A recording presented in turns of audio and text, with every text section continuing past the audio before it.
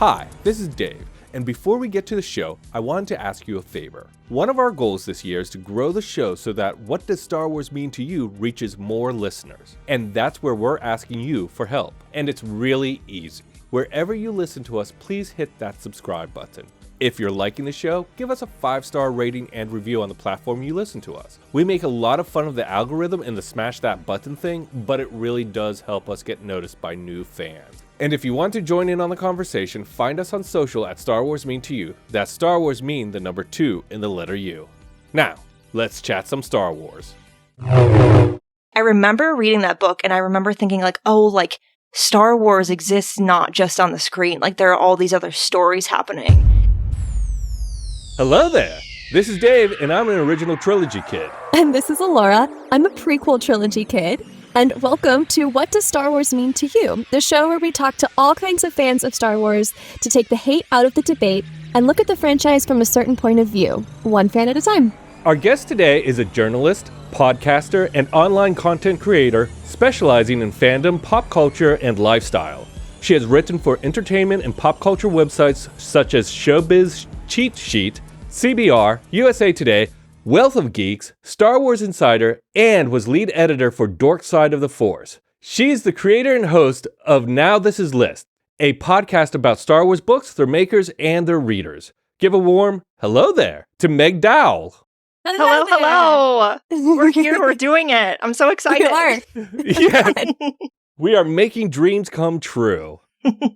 Are you ready to share with the world what Star Wars means to you? Of course. For the record, I'm also glad that I just updated my personal website so that you had all that info easy to find. Exactly. We appreciate that too. Yeah, I love it when our guests have like a bio on their website. It just makes it so much easier for me. Yeah, less legwork. You sent that over to me like, is this good? And I'm like, hey, I've read that before. I know those words. I love it. Well, let's jump into your 5 with the Force. This is kind of our quick rapid fire, get the Star Wars baseline. What is your favorite go-to movie? Oh, favorite go-to movie? Revenge of the Sith. Ooh, great choice. Yeah. I know it's a sad one, but I like it. Yeah. What is it about Revenge of the Sith that jumps out to you as your favorite? It was the first Star Wars movie I saw in a theater. So wow. It's a lot of I remember going with my family and being like, this is the coolest thing I've ever seen because I'd never seen Star Wars on the big screen before. So that was great. And so it's that. And it's just, I like sad things. I get made fun of a lot in my house for that. But I like emotions. And that movie is very much like it gets you in the feels. So and there's a lot more, but No, a solid choice. It's one of my personal favorites, especially being a prequel kid. Yeah. But I think you're right. I think so many of those go-to favorites are rooted from some form of nostalgia. Yeah. The kind of those first introductions. Yeah. Okay. What? Oh, actually, I'm going to need Dave to roll a d6. 6. 6. What's your favorite spaceship or vehicle? Oh. I know, it's a tough one. Oh, she got a very unlucky one. Yeah, this is probably the toughest of the questions. Oh, the ghost. It has to be the ghost. Yeah. What's your favorite line to quote? Oh, no. I know there's one. I use all the time. This happens a lot, and I've said this before, but it's like when you ask someone their favorite song, and all of a sudden it's like, wait, what's music? I'd never heard it before. I'll give you kind of like a joke one because it's front to my mind. But my husband and I have this joke that whenever we're trying to make a decision and we don't know what we want to decide, we'll say to the other person, "What does your heart tell you?" In like a joking way, because because now, of course, when we went to see the Phantom Menace at the beginning of the moment, we started laughing in the middle of the movie, and I'm like, this is like a special moment where like trying not to laugh out loud, but it's funny, but also like I like it because it's like, oh, it really is like you just go with, what's your heart say? Yeah. It works, and it's applicable for all the approaches. Yeah. You probably don't have to guess at this point that I am also a prequel kid, based on all the answers I've given so far. Yes, I love that about you. Respect. Can you do any impersonations or impressions? No. Okay. Neither can I. No, I love that. No. That was a complete sentence. Everyone is always like, your voice is so good, you should do like voice acting. I'm like, yeah, my voice is fine, but don't make me do anybody else's. We all think that about ourselves. Yeah. If I wanted to, I probably could do one, but I'm not going to embarrass myself right now. All good. All good. Okay, so last one. Besides the films, what is your favorite go-to Star Wars content? Rebels. I feel like I might know. Yeah. It's Rebels, specifically Trials of the Darksaber. Oh, yeah. Yeah. Rebels is like, it's the Star Wars I've probably seen the most. Mm-hmm. I just love everything about it. And I could go on and on and on, but it's, it has both like, there's a little bit of an emotional element for me personally, but also it's good all the way through. A lot of people are like, season one's not great. And I'm like, did you watch it? Did we watch the same season? Because it is.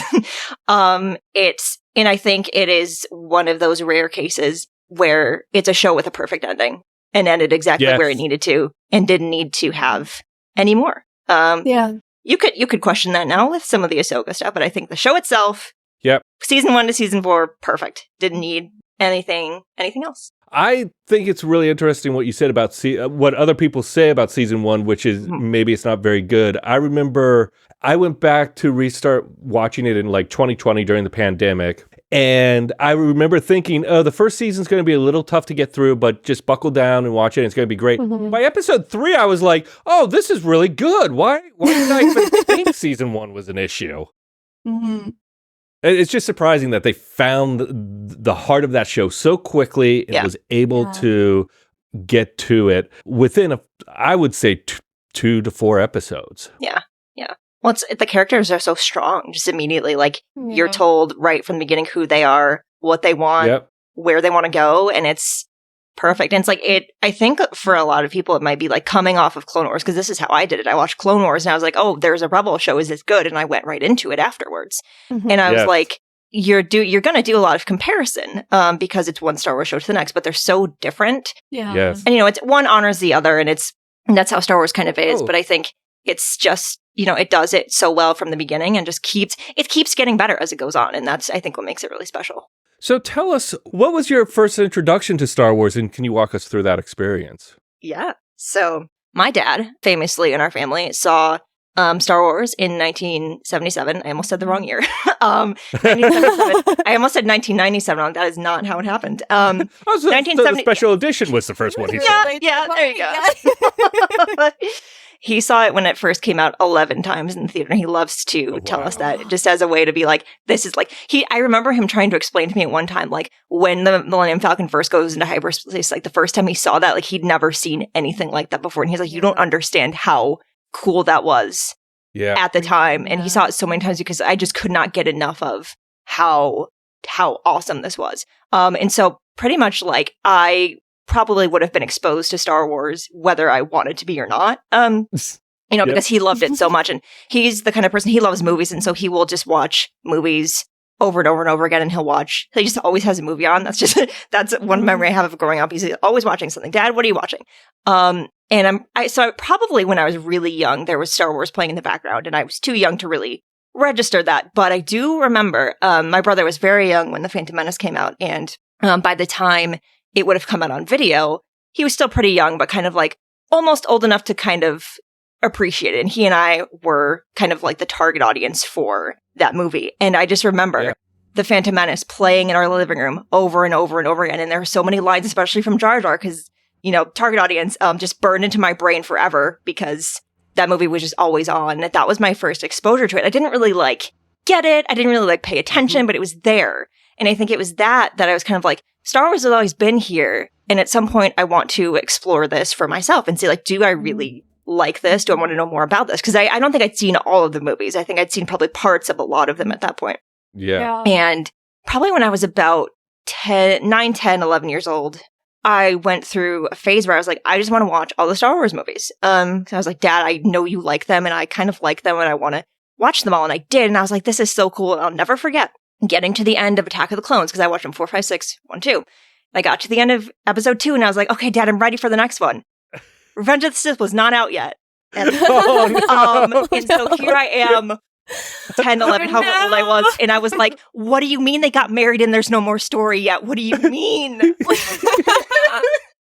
And I was like, Dad, I don't know what to do. And he's like, okay, the movie's not out yet, but you know what is out? Star Wars books. So we went to the library, and he's like, let's find you some Star Wars books to read. And that kind of got me on my reading journey. And I didn't read a ton of Star Wars books. I wasn't like into all of the legends, but I did read plenty of them. And at some point, probably around like high school, I kind of fell off of like my Star Wars fandom, because I think I've found through talking to a lot of people that happens a lot, where you kind of, you are into Star Wars, and then you kind of like, for whatever reason, kind of wander away to find other interests and do other things and kind of do your growing up journey or whatever it might be. Yeah. And then I came back because I think I was on Facebook. That's really embarrassing to admit, but I was. And I saw that they were advertising that there was going to be an Ahsoka novel coming out. And I was like, what is this? I've watched some of the Clone Wars. I know who Ahsoka is. I didn't know there was a book. Yeah. And so I read that, and I was like, Star Wars books are still cool. This is great. And started reading as many as I could. And here we are. And now I can't stop reading them. So... and now you have this is lit. Yeah, I do. Yeah. It's really funny. Oh, I'm sorry. I was just going to say, it's really funny that what you said about people kind of wander away from the fandom. I always say, it either goes into hibernation, or you kind of hold on to that flag, but there's nothing else to, like, there's no movies or anything to kind of support you while you're like going through this empty battlefield of content. Right. Wow, I just went into an analogy. I did not know where I was going, and here we landed here, so we're good. Michael Scotted it. Yeah, I love that. Michael Scott. Yeah. I love that. Well, it really was. After Revenge of the Sith came out in 2005, was about around when I was going to start high school, and there was the Clone Wars to start it up, a couple of years after that, but there really wasn't a lot going on outside of that. And so I think really it was kind of just like, oh, there's nothing new. And I think I still, like, every once in a while, I think I would pick up a book, or I would watch a movie, I would think about it, but it definitely wasn't like front of my mind, like I am this super fan. And no one is ever going to have that problem again. No one is ever going to, and I love that for, like, especially people who are getting into Star Wars now and who are, like, newer fans, where it's like, you don't know what it was like, and I don't know what it was like back, in between the original and prequel trilogies. That was a long time. It wasn't fun. Nothing. Yeah. But there was still a gap. There was still a big gap of not as much Star Wars. And like, that's never, at least if we're going to keep going at the rate that we're going, never going to be a problem. Always going to be a book, a comic, a show, maybe a movie. We'll see, I guess, if that ever happens. A game. There's just, it never stops. There's always new Star Wars. And you have months like, coming up in June where there's a game and a book and comics and a new show. And it's like, oh, like this might almost be too much. I don't think it ever is, but almost.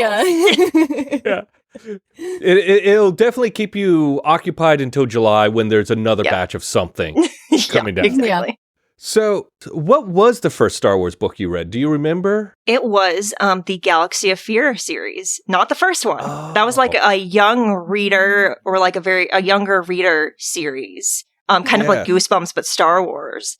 And I think my dad must have picked, I think I was a little too old for it at that point, but my dad was like, you and your brother can both read it. It'll be fun. And I think I started with like book 4. So like, of course I didn't start with the first one. I don't think I ever read all of them, but I think like I remember reading that book, and I remember thinking like, oh, like Star Wars exists not just on the screen. Like there are all these other stories happening. And like, I loved to read, and I still do. And I just loved books, and I grew up exploring all these different stories, and like to see something that I loved, which is Star Wars, in book form, which I hadn't really seen before, that I didn't know that I didn't know that existed. I didn't know that could be something.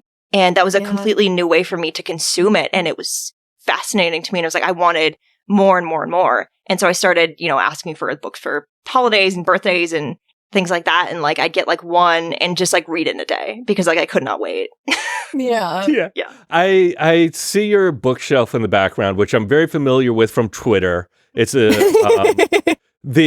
I'm so jealous of your collection, because when, going through the 90s, I was a big fan of Star Wars, and I never my fandom never really went into hibernation. It just was like waiting for that next thing to come out. Yeah. So when the Thrawn trilogy came out in the early 90s, I picked up each one of those, and then I had every hardback up until about 99. And then I moved at some point and just gave them all away. And now I sit in regret that I had this big, what would be considered Legends now collection. And I'm like, But at least there's Kindle and digital, and I can still revisit them. Yeah. Now, your dad was probably like me, an original trilogy kid, it sounds like, very much so. And then he introduced you to Star Wars and the original trilogy and prequel trilogy kind of together when you were ready. What was kind of his reaction to the prequel trilogy, and did that affect you at all?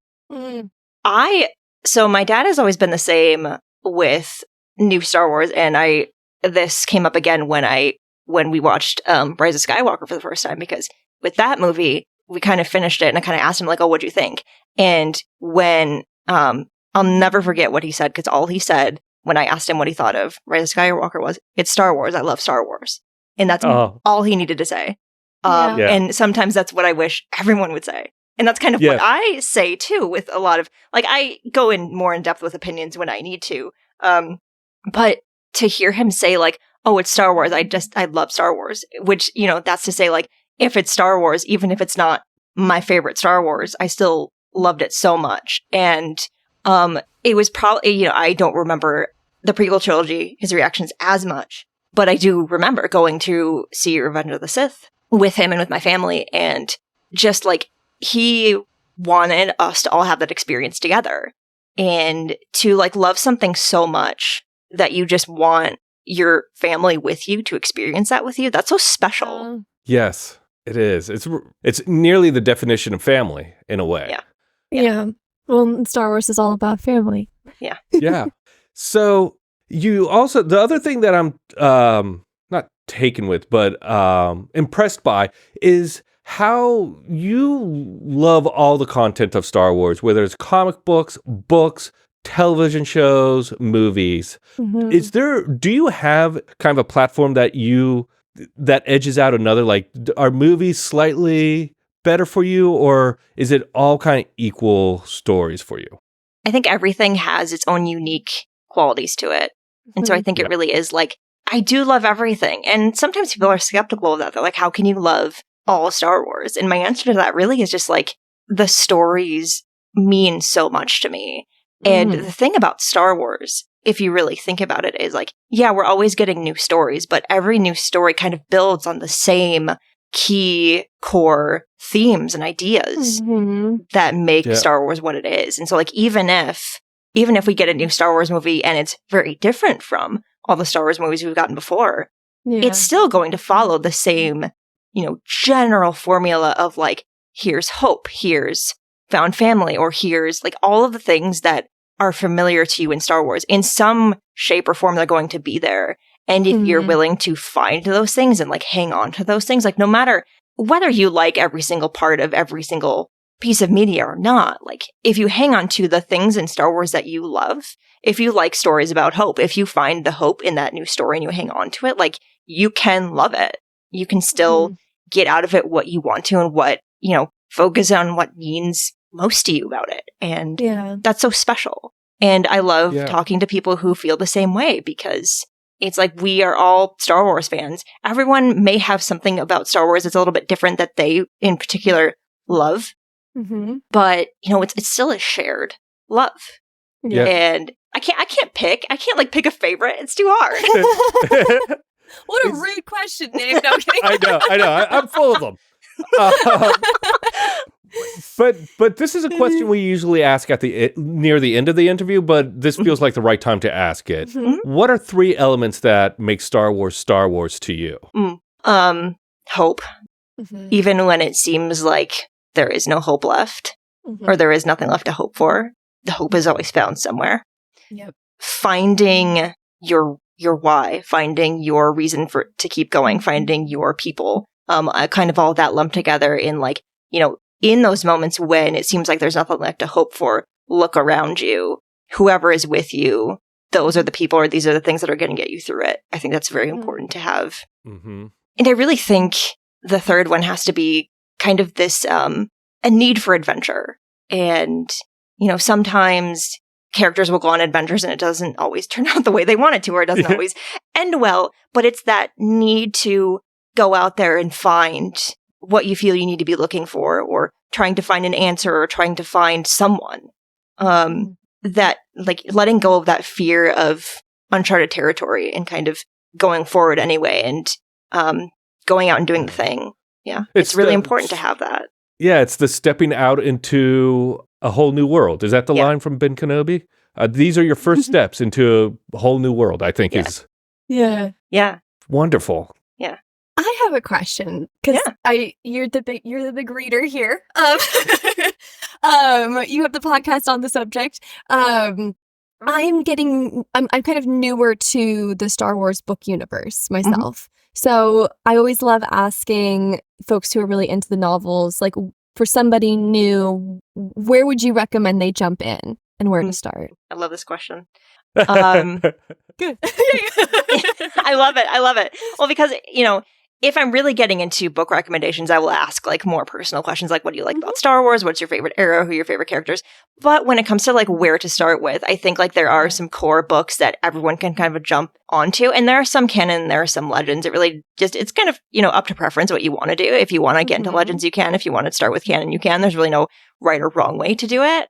Now I'm trying to think of all the lists that I've made. I do think it's a legends book, but I do think Kenobi is a good place to start, because technically it starts right after the end of Revenge of the Sith, and it takes place between that and A New Hope. And it's, there is one central familiar character, but then there are a lot of new characters.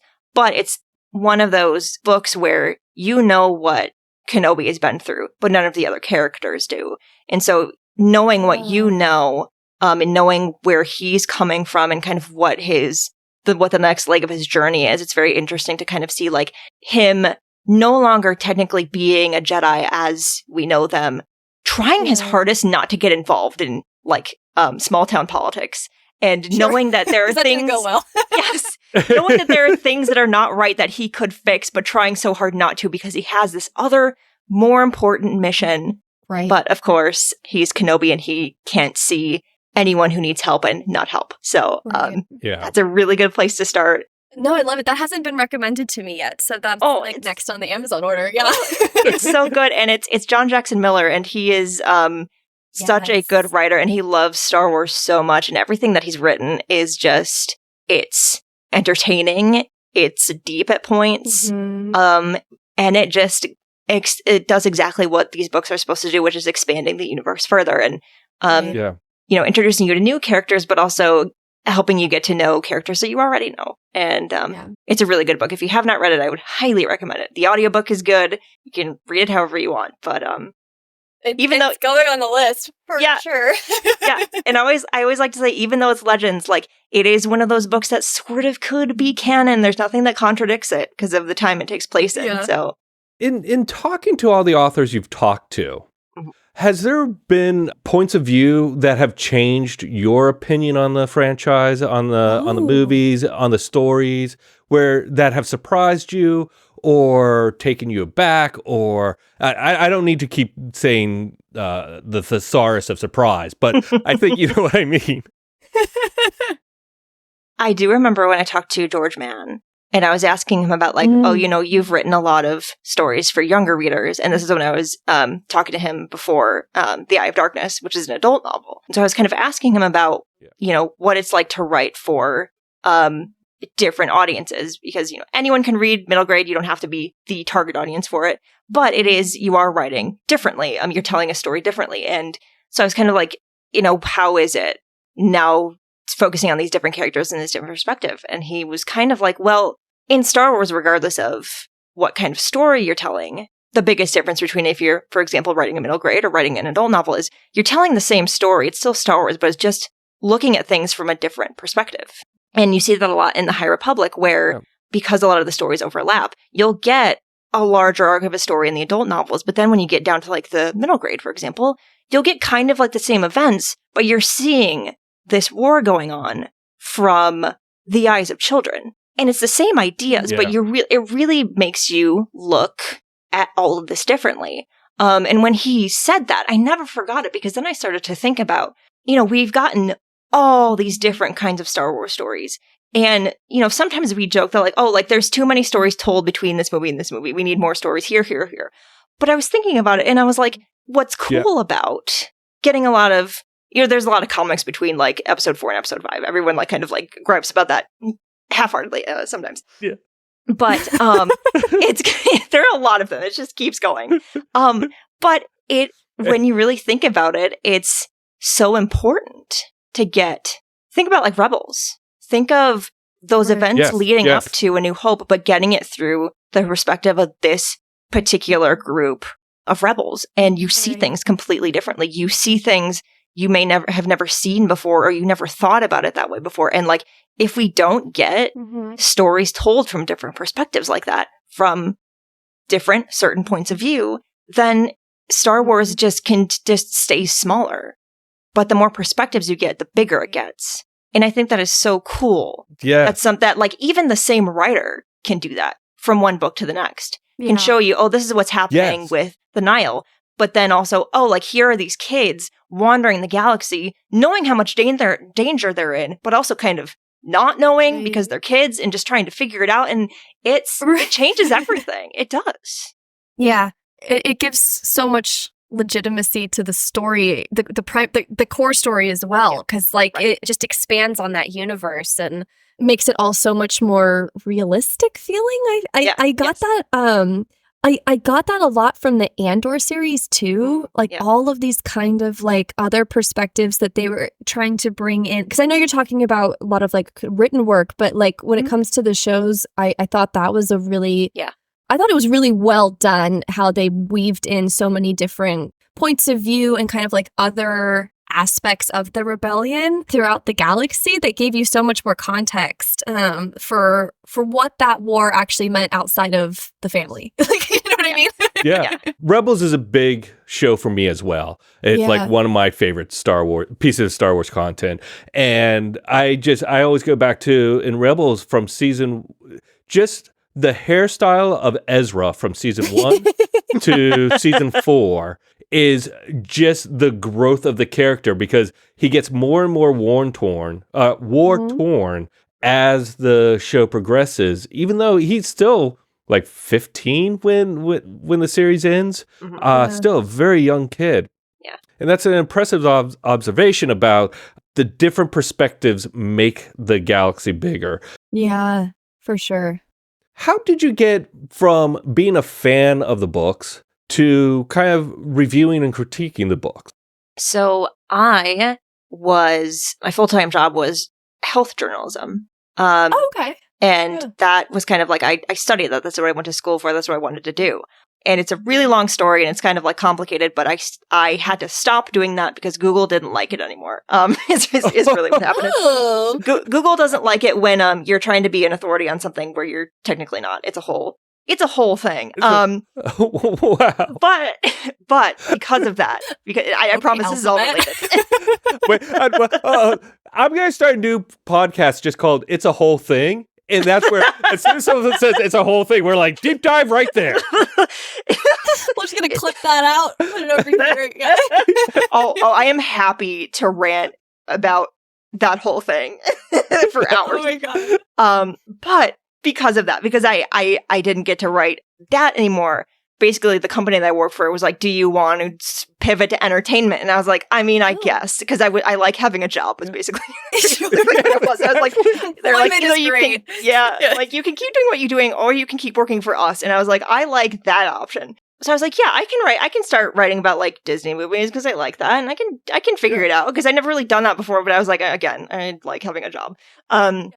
And I'm down to try anything because I started doing that and I was like, I really need to get better at this. Because it was very different. It was not the same thing. I was not deep in research studies all day anymore. And I was like, I don't know what I'm doing. So I was like, okay, what's something entertainment related that I know a lot about and that I like, that I can cover and not feel like I am drowning? And the answer was Star Wars. So I was like, okay. And this was around the time that The Last Jedi was coming out. And I ended up seeing The Force Awakens like a little bit after it came out. I didn't like see it right when it came out. And that was very exciting. I was like, I love Star Wars. I love the new Star Wars. I love the sequel trilogy. But by the time The Last Jedi was coming out, I was like, I cannot wait anymore for new Star Wars. And that's when I really started reading every single canon book that existed, because I was like, it was really like I needed more. And I started reading all these books, and I was like, this is how much I didn't know about online fandom at this time. I was like, I wonder if there are other people on the internet who like Star Wars. Did you find out and you were like, oh, I wish I didn't lift up that rock? Also, I was very into podcasts, and I had the thought, I was like, I wonder if there are any Star Wars podcasts. Not knowing. Oh my God, that's hilarious. I really had no idea. I was like, Star Wars. What comes up when I search this on my thing? So I started listening to podcasts, and I was like, okay, there are other fans. This is cool. Yeah. And I started reading the books, and I found people who also liked the books and also liked talking about Star Wars. And I was like, this is cool. And so I kind of started doing that. And then I was really into like book photography, and I was like, because I had all my shelves, and I was like, what if I started an Instagram account, because I was bored. I was like on vacation from work one week, and I was like, what if I did this? And that that spiraled into me just like having to, it was also a way for me to like practice writing book reviews, because I wasn't really good at it, because I hadn't really done it before. So I was like, let me start with like the short form, like here, like a paragraph or two on this book that people might read on Instagram, but they really just liked the photos. It's fine. But so I started doing that, and then I kept doing it more. And then I started writing for a Star Wars website, and I was like, can I do reviews for this? And they were like, yes, do that. And so I started doing that, and authors were like responding to them, and I was like, this is wild. I didn't know this could happen. Yeah. And then I started, because of that, eventually getting to talk to some authors. And then I was like, I like Star Wars podcasts. I like books. I didn't technically have my own show. I had done other shows for other people or with other people, but I was like, what if I like started doing my own show about books, and not just reviewing them, but getting to talk to people who make them, because I think I just like talking to, because I'm a writer and I'm a reader, and I like knowing how stories come together. And so I was like, what if I could do that? And so I did. I love that. I thought I wanted to, so I did. Yeah. It's like sometimes with that kind of thing, it's like, yes, because, there was the hesitation of like, oh, there's so many Star Wars podcasts already, but like, but there's not your Star Wars podcast. If you haven't done it yet, yours does not exist. And the other thing was like, and there are a lot of good Star Wars podcasts, and there are a lot of good Star Wars book podcasts, but there wasn't a show that kind of had the vibe that I wanted to listen to, which is very like laid back, kind of like NPR type, like that's what I wanted to listen to. And that doesn't really exist. That wasn't really a style of Star Wars book podcast, Star Wars podcast that a lot of people were doing. And I was like, what if I did it like that? And that's why I'm still doing it almost 2 years later, because that's the kind of sound in an interview discussion show that I wanted, and I made it, and everyone's like, this is cool. When they actually find it, I don't know how people find podcasts. That's also a whole thing that we can go on a rant about. Question we have as well. But when people do find it, they're like, oh, this is cool. I like listening to this. And I'm like, thank you. I like making it. It is cool, and it is easy to listen to. I was telling Dave before you signed on to our little Zoom chat here, I was out gardening today just listening to an episode, and it's that very easy like NPR vibe. Like you feel like you're eavesdropping on a really intelligent conversation. Yeah, that's exactly what I wanted. Is I wanted the show to feel like, I wanted a show where it's like people just sitting back and talking about something Star Wars related that they like. That is all I wanted, and that exists, but not exactly like the way that I wanted to do it. And it was kind of accidental. Like I kind of was like, I don't know if you kind of start making a show and you kind of figure out your style as you go. But kind of very quickly, I kind of figured out like, oh, like this is the format I want to do. This is how I want it to sound. And it kind of just, it is what it is. And people seem to like it. And I'm really glad that it's something you're able to just listen to when you're doing other things. Because that's what I wanted, is like, I want to make something that is not just like fun to listen to, but is just like, makes you feel good when you listen to it. Yeah. That's what I like to listen to. And so therefore I wanted to make something like that. Well, I have a question on kind of the other side of that can happen when we put out our Star Wars opinions. And that's a lot of very like strong-minded parts of the fandom. Like, how do you navigate like basically an asteroid storm of holding your own Star Wars opinions on the internet when it's not the kind-hearted people that just appreciate having another perspective? So I wasn't good at this for a long time. And I used to get into it with people because I feel like this happens with a lot of newer fans who are newer to online fandom, especially Twitter, where like you'll start to, start voicing your opinions and people will respond and you want to like keep responding back and like you want it to be a conversation. Yeah. And like after a while, you kind of start to realize like, oh, like the people who are responding to me, not in a kind way, aren't interested in having a conversation. They're just talking. Yes. And anyone is entitled to say whatever they want, however they want. I don't like to tell people what they can and can't say. That's, that's between them and whoever. But I think at this point, I've stated a lot of opinions online. That's kind of what you have to do when you're writing about Star Wars, is really kind of how I desensitize myself to it. Because when I was writing for Dork Side of the Force, I would get emails, just random emails all the time, paragraphs long, of a certain demographic of the fandom just telling me all the things I said that were not correct and that I was not a real fan, which is always a fun...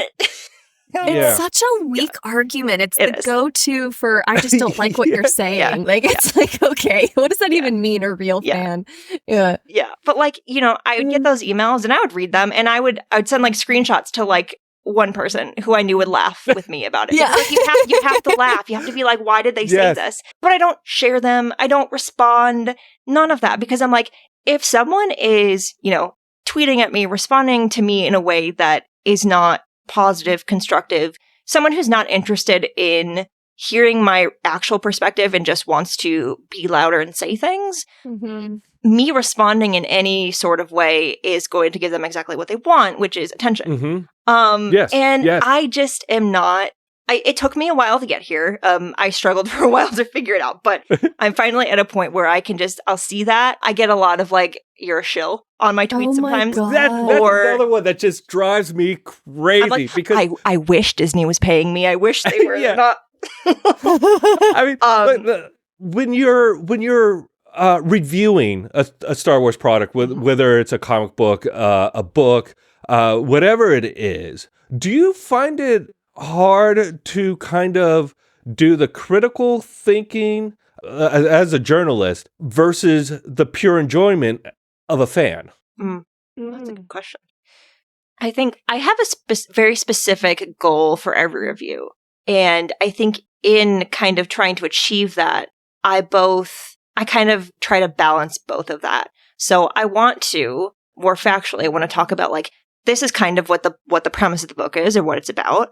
And I want to tell anyone reading, okay, these are the things about the book that if you like this, you're going to enjoy this book. This has Jedi, or this has found family. Like, these are the things that the book touches on that you might really like, or you might like this if XYZ.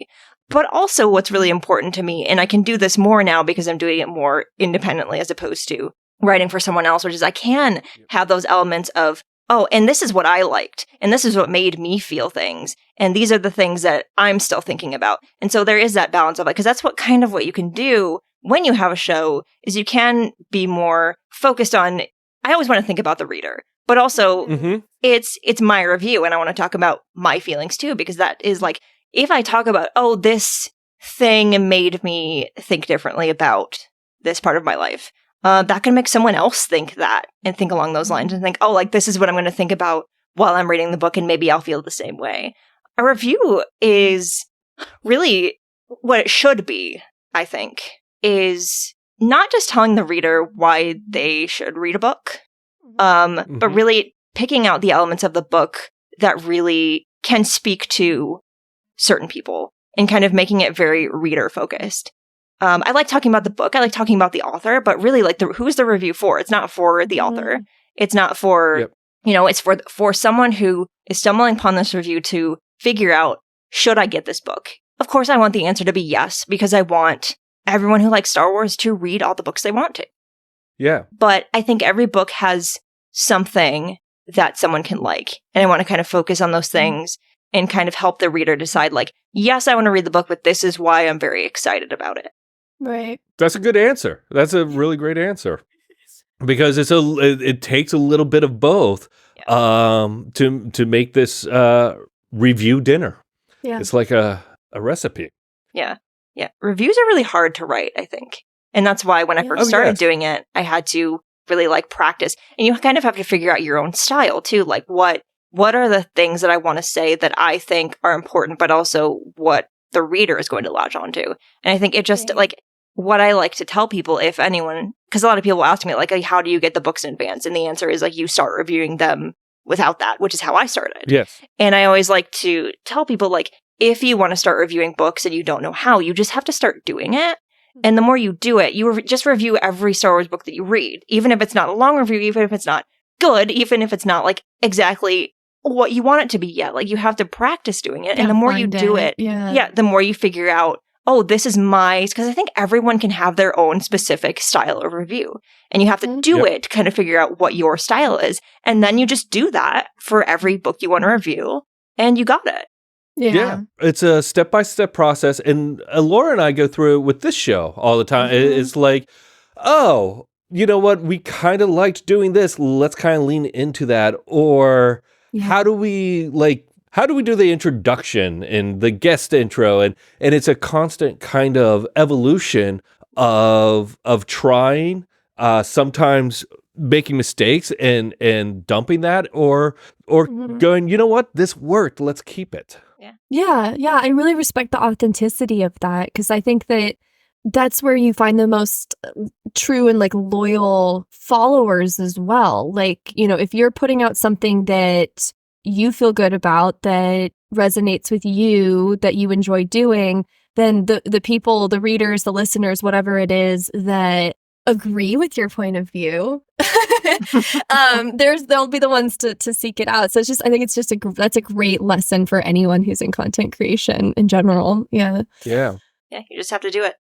Mm-hmm. Do you prefer to have the creators, and this is more in the movie realm of Star Wars, to have the creators kind of challenge your understanding of Star Wars, or do you think it's better if it's something more familiar? So I love The Last Jedi. I'll say that proudly. I'm not ashamed of it. Me too. I love it. Nor should you be. I shouldn't, exactly. I love it. And one of the many reasons I love it is because it takes Star Wars and all of the familiar things that make you feel comfortable and warm and nice about Star Wars and kind of just like mixes it up and just kind of throws it all over the place. And it's still Star Wars. All the core things that need to be there in order for it to be Star Wars are still there, but it's forcing you, in a good way, to think about Star Wars in a different way. And I think if more Star Wars movies were like that, then the people who genuinely enjoy Star Wars and are here for the right reasons would just benefit so much from it. I think Star Wars has been around for a long time. We're approaching 50 years. That's a long time. And I think we've seen Star anxiety. Wars. I know. I won't even tell you my other. Meanwhile, us people kids are like, yeah. Don't even get me started on my my notion that Star Wars will outlive us. Because whenever I bring that up, people get upset with me. Oh, I believe it. I was actually just reading about that today. I believe it. But it's very true. It's just think of Wizard of Oz. All the people that Wizard of Oz has outlived. Oh, yeah. Yeah. Where was I going with that? Oh, yeah, okay. So Sorry. Star Wars. Sorry. Star Wars isn't. No, you're good. I love it. I love a little bit of chaos. That's why I do my show the way that I do it. Nice. To have something around for that long, and we've seen Star Wars evolve in a lot of ways over time. It kind of has to. And I think the more that Star Wars takes risks with their stories, the better that it is.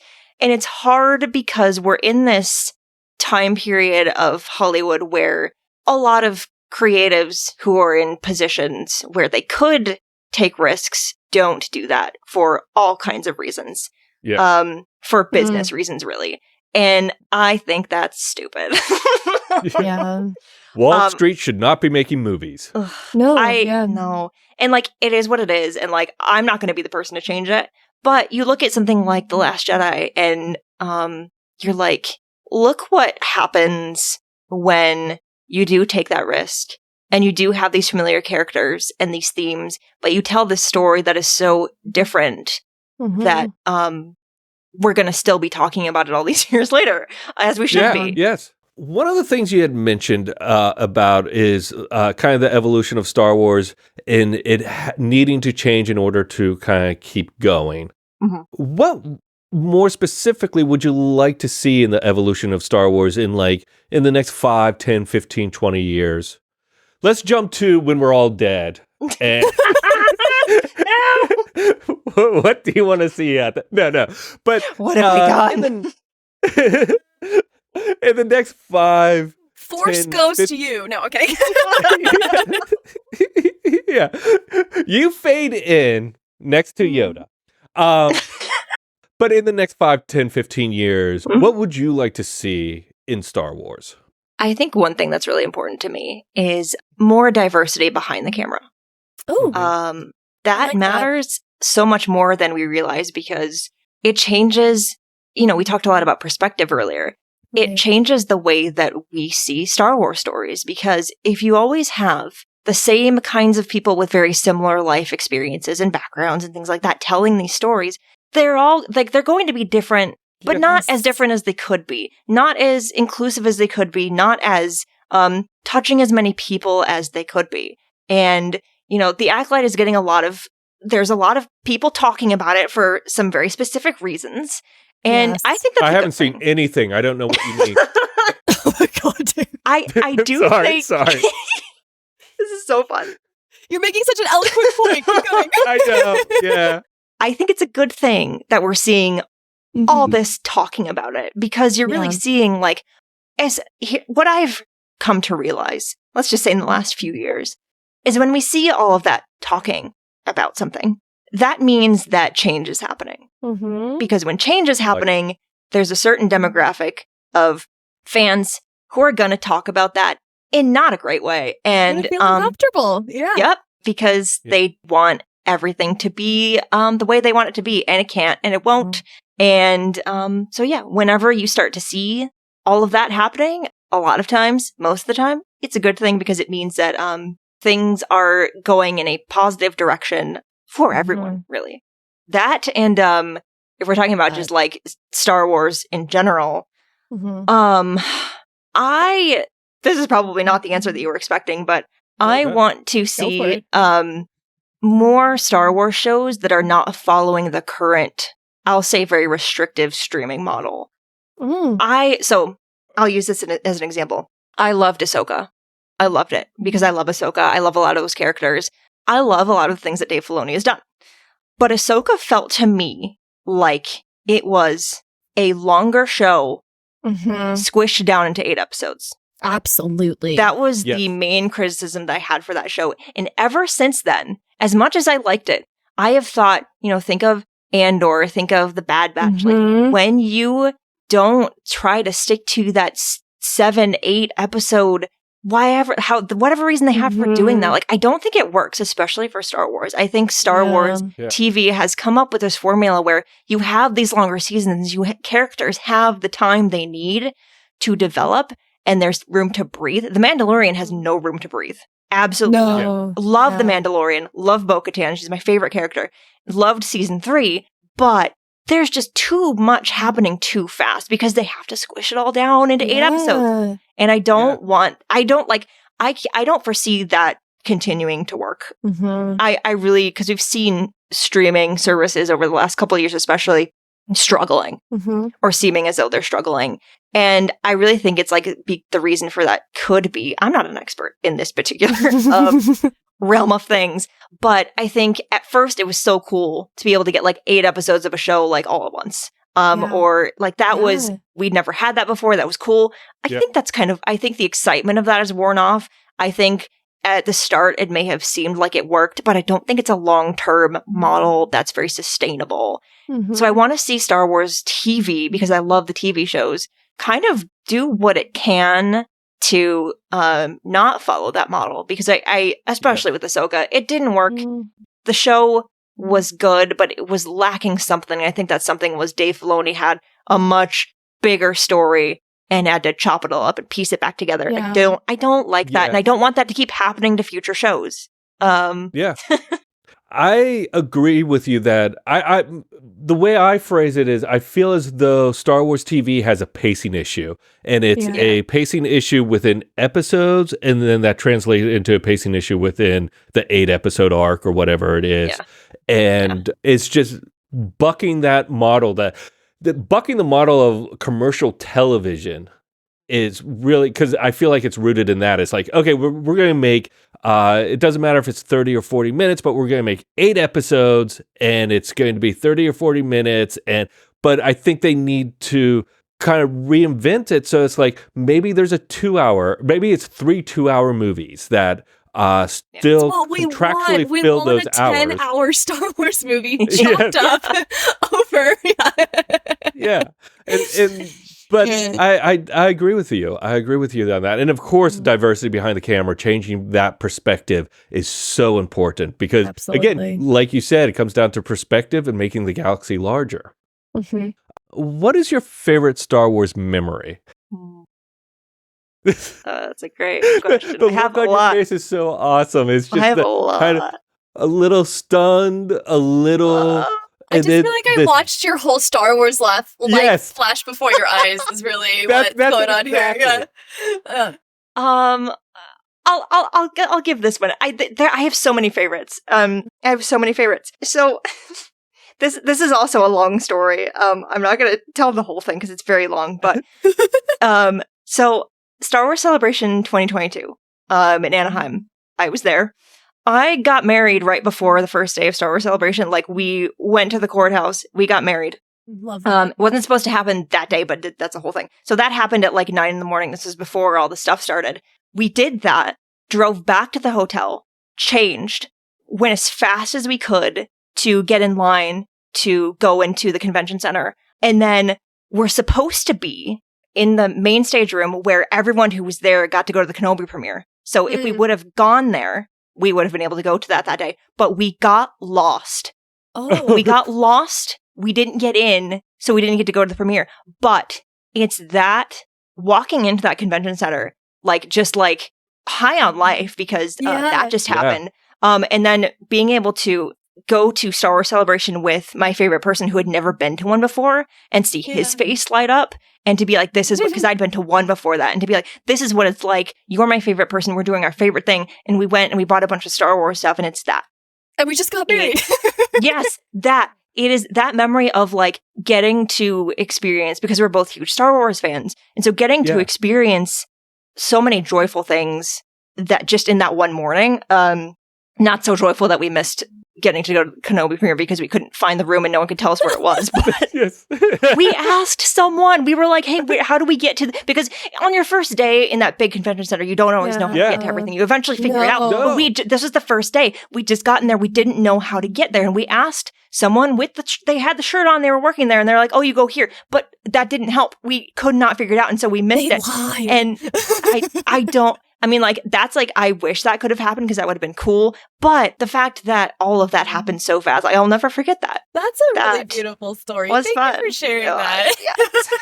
It was wild. I did a huge interview with the Luminous authors that same day, and then promptly lost the recording.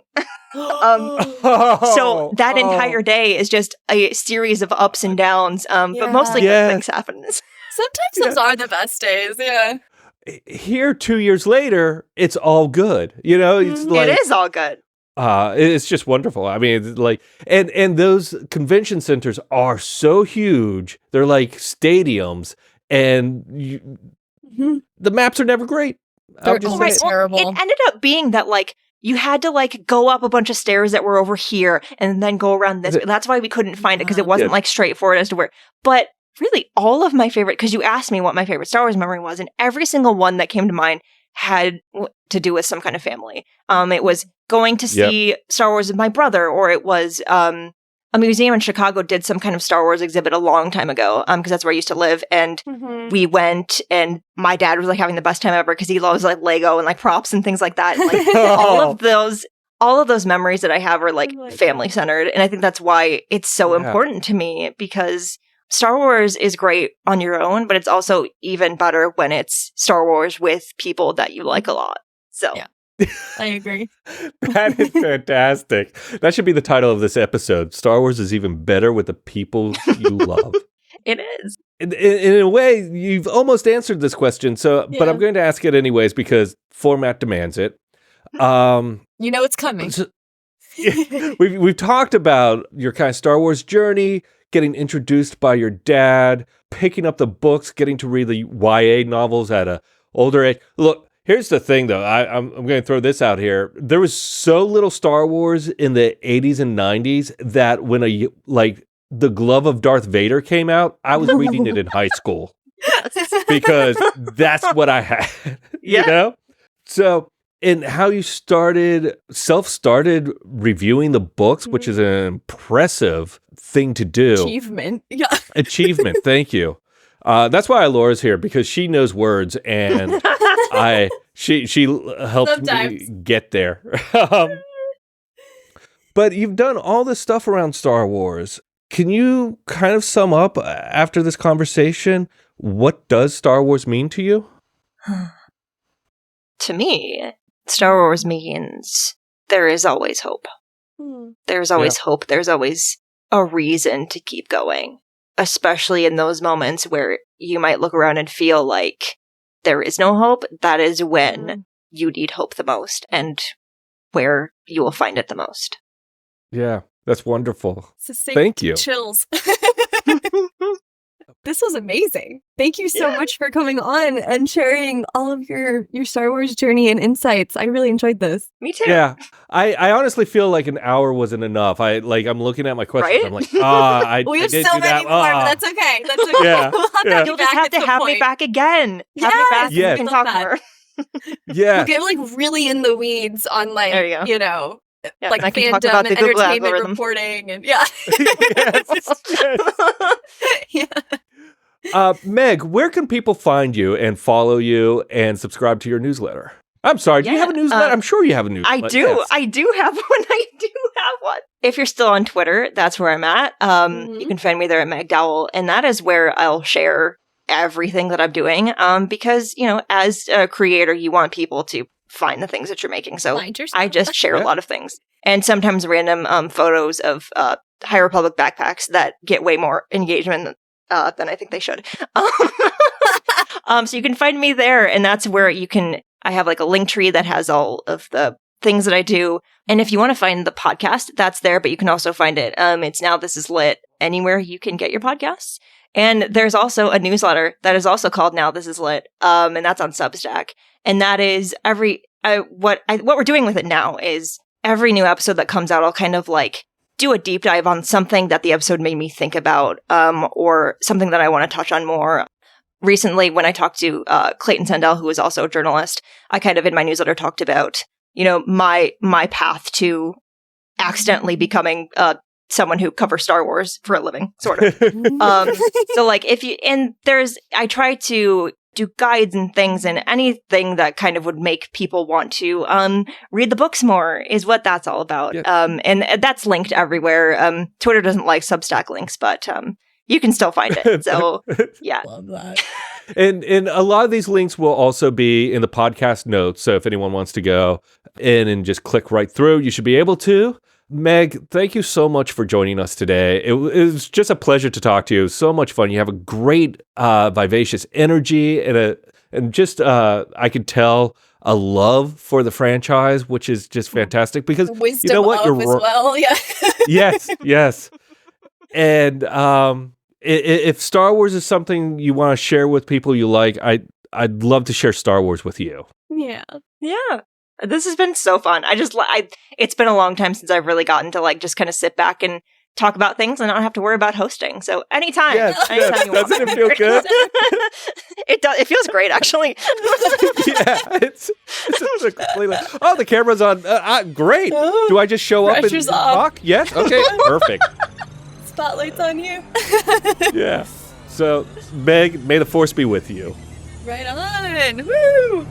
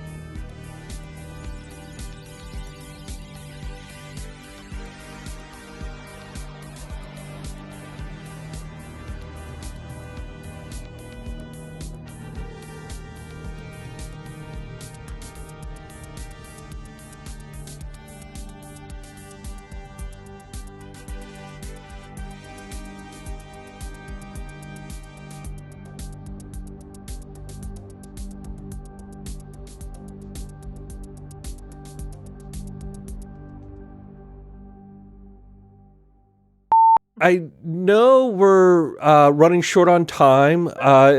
If we can have like 15 minutes, is that okay? Mm-hmm. Great, thank you. Well, we'll try and land this plane. This planet. Yeah. This planet. You are not Chewbacca in the Legends series. No. Yeah. I still have. I don't know if I ever read that one. Hi, this is Dave. And before we get to the show, I wanted to ask you a favor. One of our goals this year is to grow the show so that What Does Star Wars Mean to You reaches more listeners. And that's where we're asking you for help. And it's really easy. Wherever you listen to us, please hit that subscribe button. If you're liking the show, give us a 5-star rating and review on the platform you listen to us. We make a lot of fun of the algorithm and the smash that button thing, but it really does help us get noticed by new fans. And if you want to join in on the conversation, find us on social at Star Wars Mean to You. That's Star Wars Mean, the number 2 in the letter U. Now, let's chat some Star Wars.